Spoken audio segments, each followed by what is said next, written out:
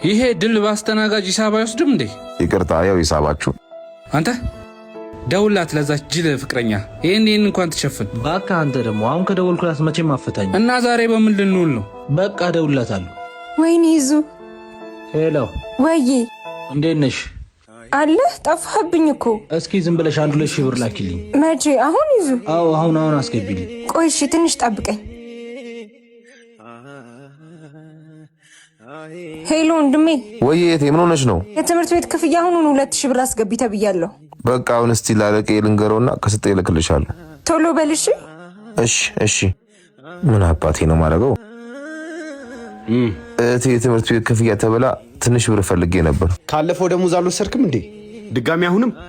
ወይስ ከቀጣይ ደሞዝ ለሚቆረጥ ትፈልጋለህ? ይሁን ከእቴ አይበልጥ። ምን አገባኝ። ደወለች። ገብቶልሃል? እሺ ይዙ አስገባሽ። አታገኘኝም? በቃ ደውልሻለሁ። ቻው። ና አስተናጋጅ እንካ ሂሳብ። እቺ ደግሞ ቆጥበህ ተጠቀም። ለቁርስ ይሆናል።